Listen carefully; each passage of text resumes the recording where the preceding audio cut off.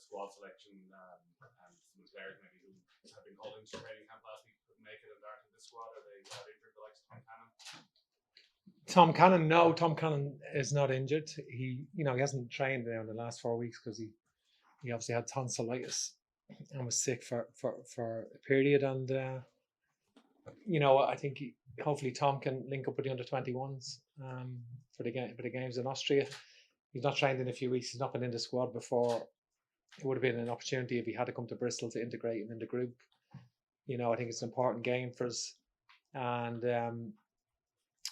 we like Tom. I think he's done terrific in the short space of time. He's been at Preston, been at Preston a lot, seen him. So he can link up with the team, then link up with the under-21 team with 3 games in Austria, and he'll be on standby for us. What about Ryan Manning?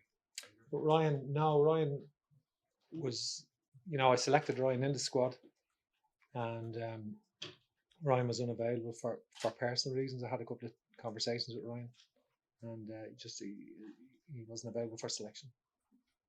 So Liam Scales benefited them. Liam Scales come in then because he's been playing right up with Aberdeen, playing right up, and gives us that left foot in the back three, gives us that option, which Ryan would have also, particularly in the game against Gibraltar, would have been an option at left-sided centre back. So Liam gives us that as well, and certainly that's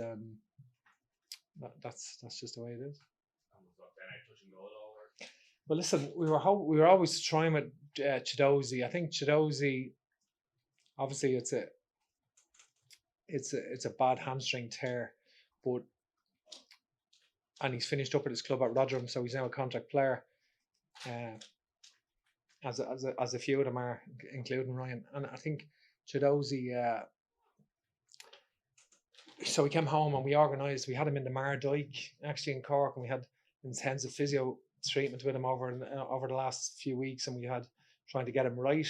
We brought him to Bristol. He came to Bristol. He worked with the physios there, and the doctor and the medical team to try, to, not without taking any risks, seeing how he was, re-scanning him, making sure where he was, and it's just too soon for him. We've tried to get him right because he's infectious character. He's brilliant in the group. He played well in his last game against France. Excellent game. He's had a very, very good season for Rotherham. He's been excellent for Rotherham this season. And, I'm sure he'll get a very good move now on the back of that. And he deserves it. He deserves it. We don't have him for this camp, but we have a lot of players that we're happy that we do have. And but that's just the way it is.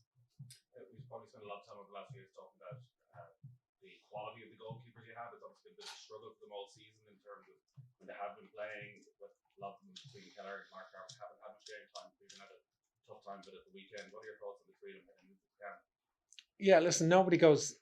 Very few people, only the real elite international players, of course, go through their careers without any pitfalls and have an absolutely upward trajectory curve. I think there's inevitability that you hit some bumps on the road, and certainly Gavin's played a lot of football this year, and Southampton didn't improve by leaving him out.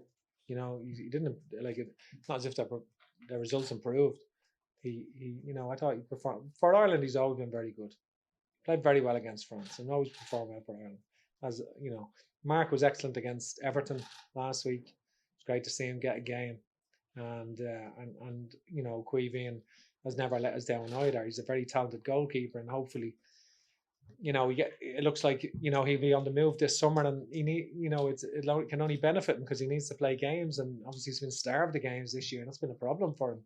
And he's very very talented, and it's hard to leave Liverpool. It's such a iconic club, but he's not so young now. He's 24 and he needs to play, and he knows that. Have you spoken to him about that? Oh yeah, we speak regularly over the last year, and he knows that himself. And he knew that a long time earlier in the season, and I think he's been in dialogue with Liverpool about that for a long time. And I think it's most likely will happen. You would think, in the summer. You said most players have bumps in the road. Ferguson doesn't really have too many of them so far. Even from the last international camp, it feels like his form, the hype around him has gone to a whole other level. Yeah, but he's only had a short career. I think so to date. And listen, he's taking everything in his stride. He's single-minded individual, and nothing has phased him. Seems to be able to adapt to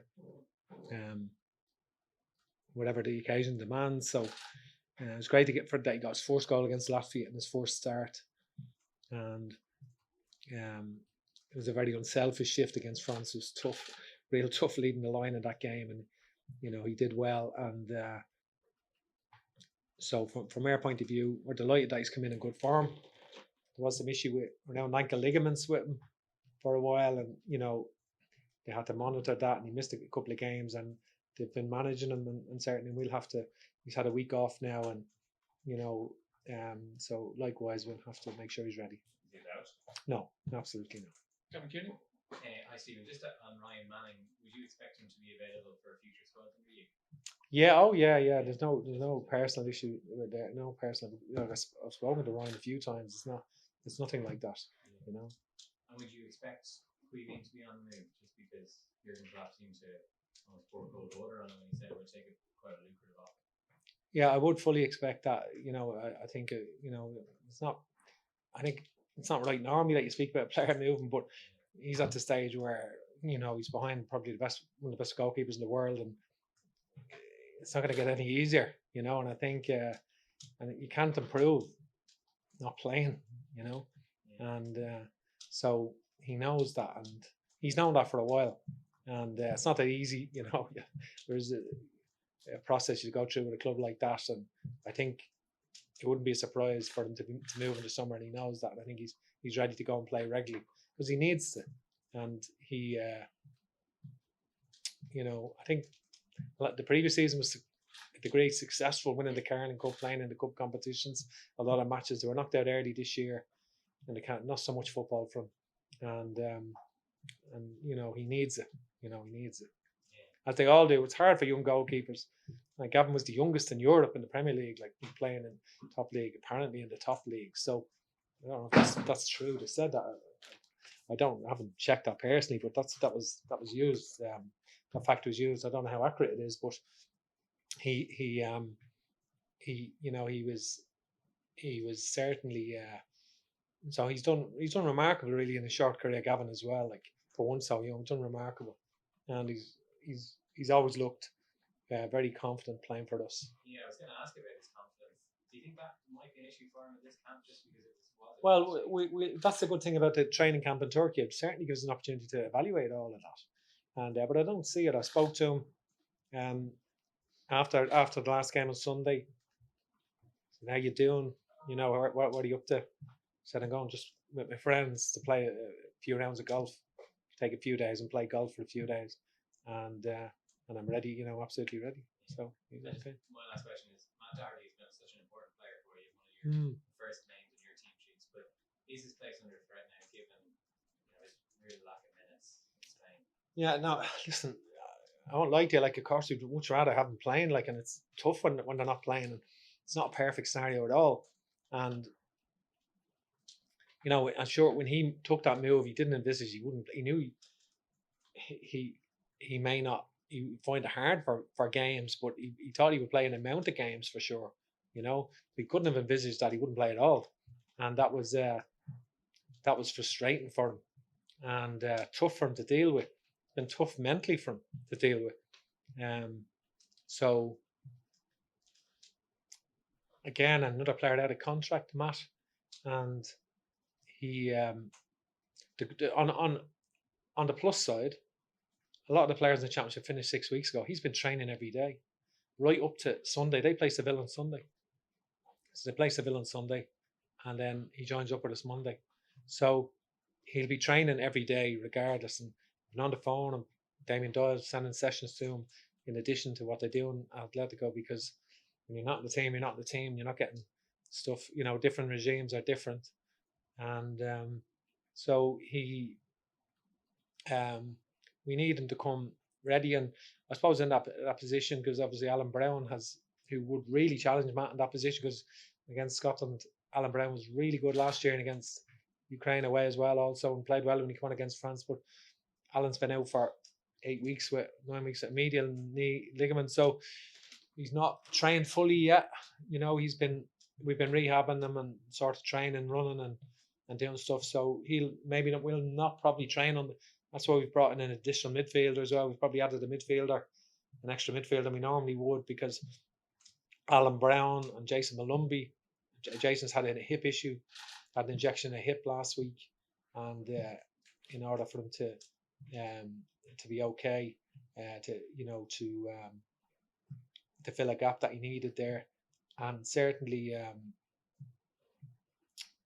Alan has had a medial injury, so he's not been at full tilt, but hopefully he's been working with physios at Preston, and one thing about him, he's a natural athlete. He's very fit individual, and athleticism comes natural to him, and so we'll see how he goes in the camp, but he may not train on the first day with the rest of the group. We'll have to assess that now when we get him in, and obviously other players that can play there. So Mark Sykes has obviously played a lot there for Bristol City in 3-5-2, and he's just a beautiful passer of the ball, Mark. Very, very great range of pass and loads of great weight on his passing, and he really sees the game. He's a good picture of the game. So that was a new position for him, because he hadn't really played there that much before Bristol City. Jason Knight's played there as well for Derby in the last 7 or 8 games. He played a lot of right wing back, and it's an option as well. So we've got cover there. So you're right, nothing's nailed on, and we'll have to see how people turn up and train. Two final questions out of this.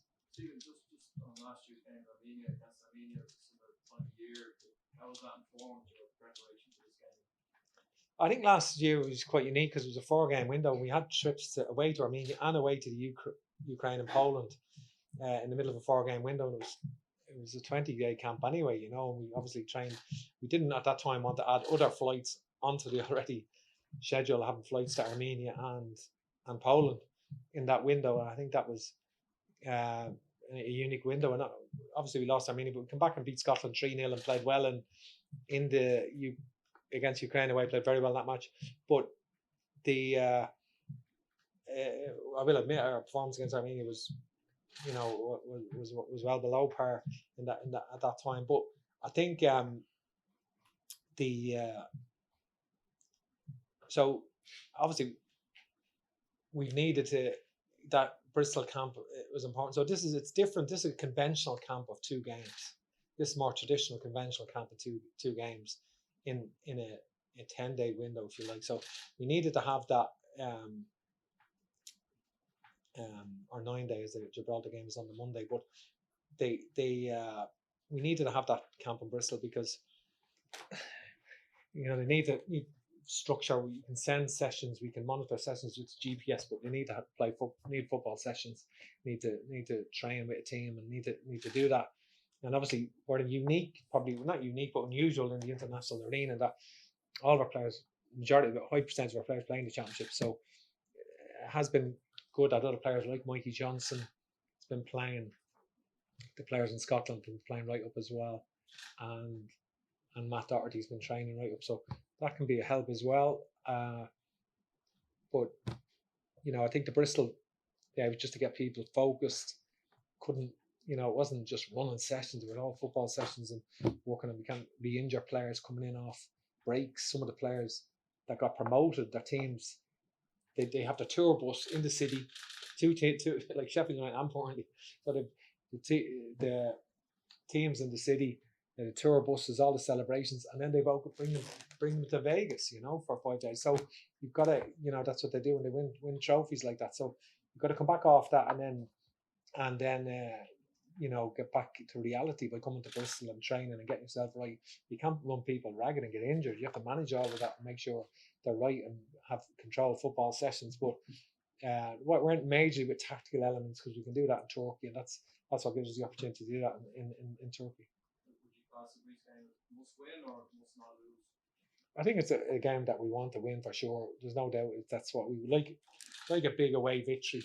I think that's what we'd like. And obviously Greece are a formidable team in terms of they've done well. They won the 4 games last June in the group.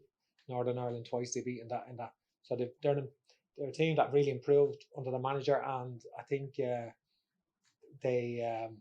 expansive 4-3-3. They're already in the playoff, so they view it as they've nothing to lose. and they're quite attacking, quite an attacking team. So we'll absolutely make sure we get ourselves in the best possible condition and frame of mind to go and play, and in search of what we want to a big away win,